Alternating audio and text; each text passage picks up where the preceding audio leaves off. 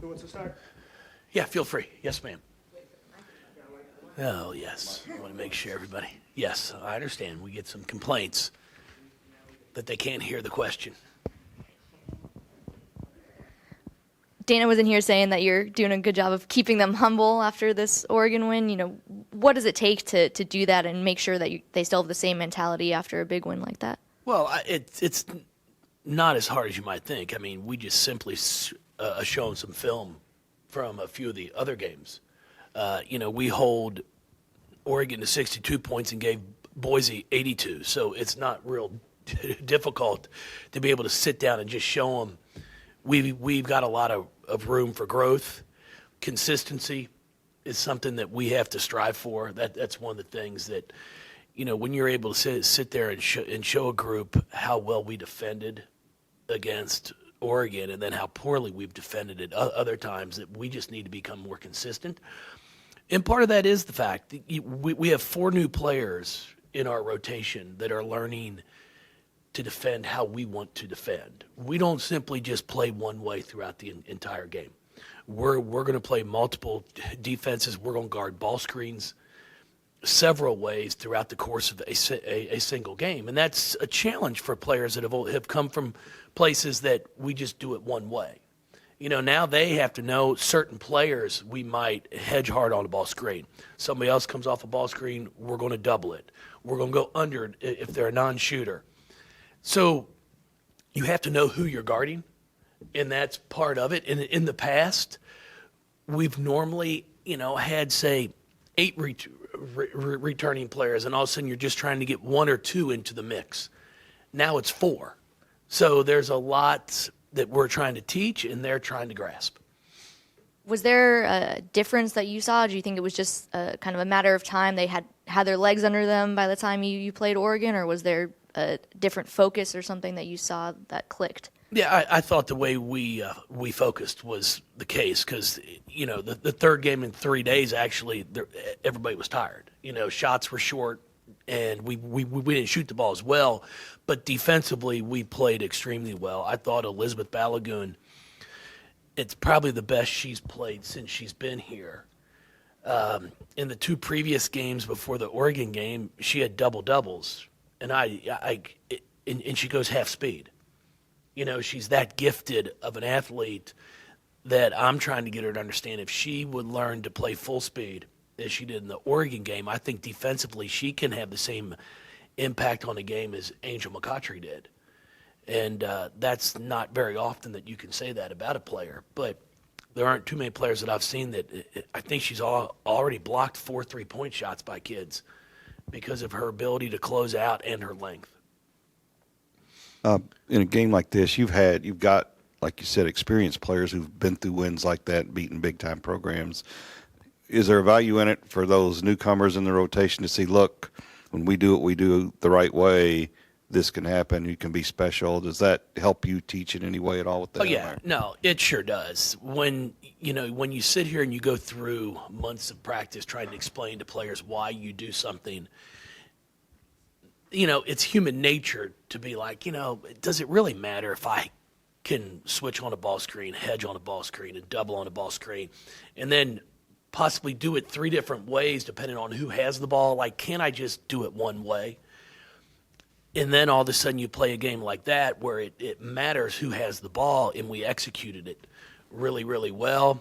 And then you see success. There's no question about it.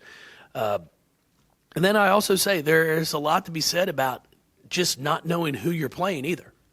I joked with them after the game. Norika guarded Sabrina for 17. All 17 minutes she was out on the floor. She basically was assigned to her. There may have been a switch here or there where she got on to somebody else, but I told her when she went in, you've got Sabrina, and she's like, who? And she goes, no, number 20. I said, yeah, that's who you've got. So she didn't even know who she really was. Like, to her, she's just another basketball player, and she went out there and defended her just like she was just anybody else. And I think there's a lot to be said about that, of how you approach a game. Everybody puts their shoes on the same way, and sure, you want to respect who you're playing, but you never want to have fear of them. And that's the one thing I thought Norika really did a remarkable job during her minutes out there, not just on the defensive end, but on the offensive end as well. If there's just one thing that you had to pinpoint that what you were most impressed with during the trip, what would that be? Well, I think how we handled 3 games in 3 days and 3 different scouting reports. That was one of the things that I was really concerned about. Going into a tournament like this, the past 3 or 4 years, we would have spent a day or so preparing for Oregon before we even left. Knowing, okay, give me a day and a half for UT Arlington, a day and a half for Oklahoma State, and then give me a day and a half going into it for Oregon. But with 4 new players, we just spent 3 days preparing for UT Arlington. And then we just worried about the next game after it because I just wasn't comfortable starting preparing ahead for the next game.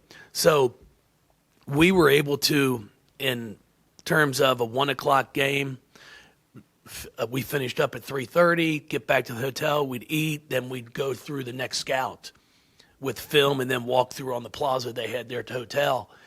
And that's what we did for the next 2 games. So for the players to be able to go from one game to the next without a true day and a half prep was really impressive to me, and that showed me a lot. And I talked to him about that, the understanding that, hey, now you've set a new expectation.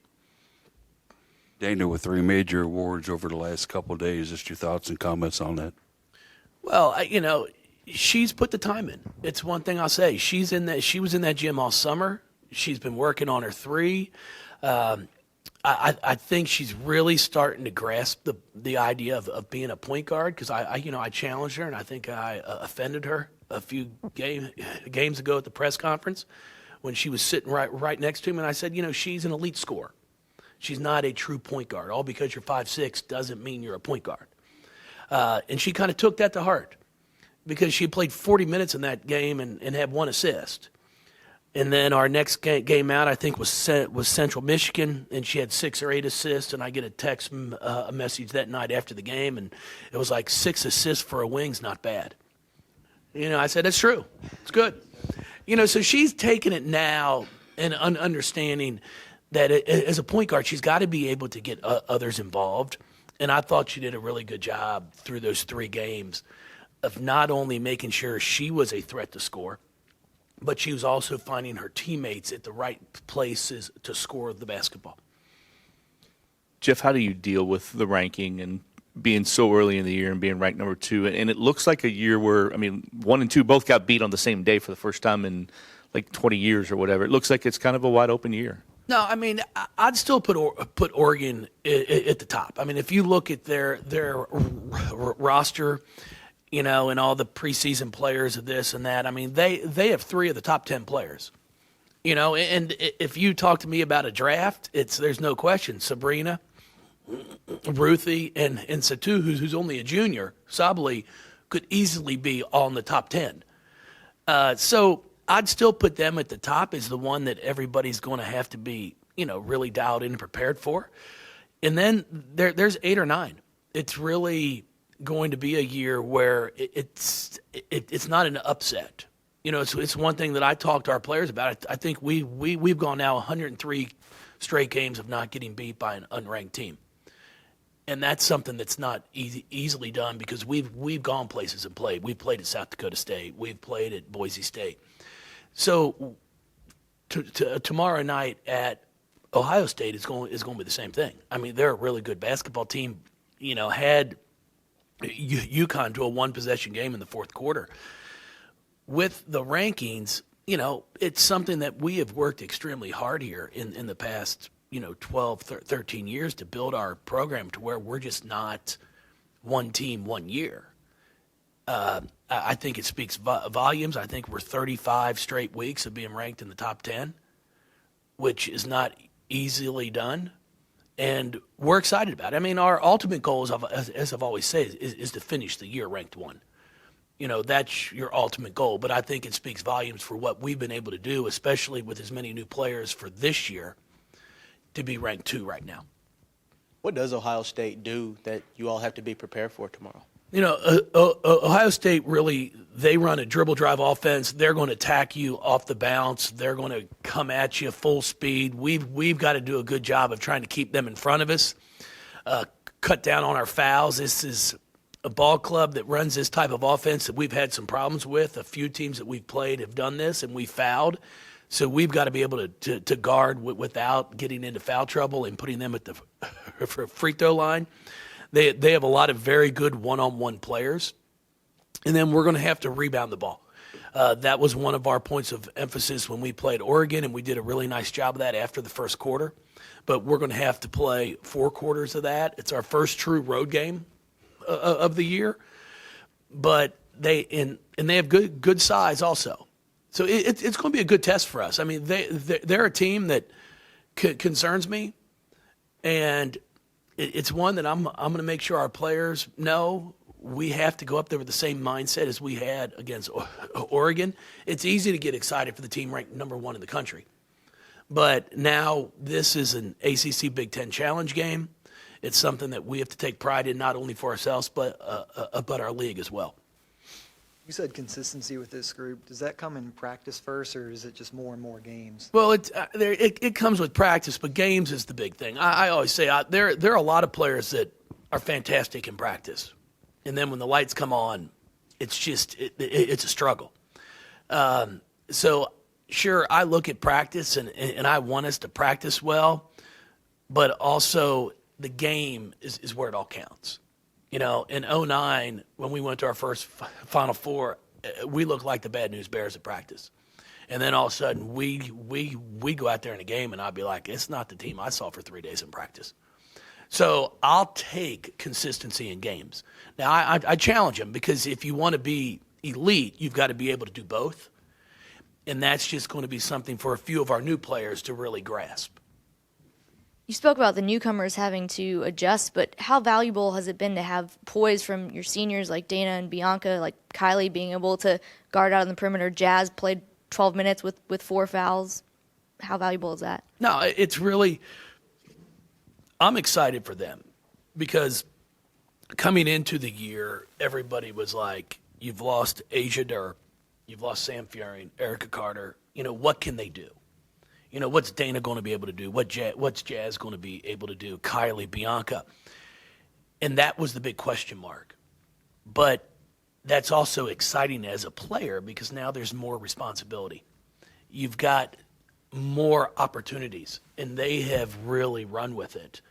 And they aren't finished. Kylie's got to continue to do what she did over these past 3 games and be as consistent, rebounding the ball and scoring around the basket. And then she's – she hadn't shot the 3 as well this year she has the past 3 years, but she's back in the gym working on that. Bianca is as vocal as anyone on the defensive end of the floor, and she's scoring some at the offensive end, so we need her to continue to do that. Jazz just has to work on not picking up 4 fouls and a half, which was I couldn't get her out fast enough. But she's a senior. That's one thing. I'll let players that have been with me for 3-4 years play with 2 fouls in the first half. But then when you pick up that third, you got to give me a chance to get you out before you pick up the fourth. But as soon as I put her back in, she did. She played 12 minutes and played hard. It's not like she was passive and not willing to guard anybody. So I was really proud of her. In the first game against Arlington, she was spectacular. So we're going to continue to need her to play at a high level. When you were walking off the court on Saturday, you were asked how it felt to beat the number 2 team in the country. How satisfying was it to correct that? No, it was great. It's part of it. You're in the middle of the game, and at the end, he's like, "You just beat the number 2 team." I was like, "Well, I think they're 1." It's good for our kids. It's good for them to have success. We do have a lot of returning players that have had a lot of success. They've been to Final Fours. But we also have some young ones, some new ones that have never had the success at the level that we're trying to get to. And for them to experience that, now you've got a little drive in you as to why we come out here every day and work as hard as we do. And you've played Oregon now, of course. Ohio State's another team that has pretty good depth. You asked me again about 8 or 9 games into the season how I feel about my rotations. It's 8 or 9 games in the season. How are you feeling about your rotations? Yeah, well, you know what? We've got to get a little bit more from our bench, and we're still not healthy. Molly is now finally getting a chance to get back into practice. She actually looked pretty good in yesterday's practice. Sagan is still out. We're waiting for her ankle to heal and get cleared to come. But I'm really going to challenge Mikasa. We need more from her. She's got to become more consistent for us, just taking care of the basketball. You know, she plays so hard all the time that I'm trying to get her to understand you can't go 100 miles an hour. You got to slow it down sometimes, get us in the right stuff, and then do what she does on defense, which she's remarkable at the defensive end. But I've got to have her become a little bit more of a threat at the offensive end for us. And then once we're able to get a few more of them back and going, then I think our depth will improve. But at the same time, I don't take people out of the game to just take them out of the game. Dana was playing great. Elizabeth was playing great. So I'm just not going to sub you if you don't need to be subbed if you're playing well. You know, that's one thing I think a lot of kids enjoy playing here too. It's like, hey, it's not you're supposed to come out after 6 minutes just because this is what I do. If you're in great shape and you can play for 40 minutes and you're playing well, I'll keep you out there. Thank you, everybody. You guys are great. Appreciate it. Anybody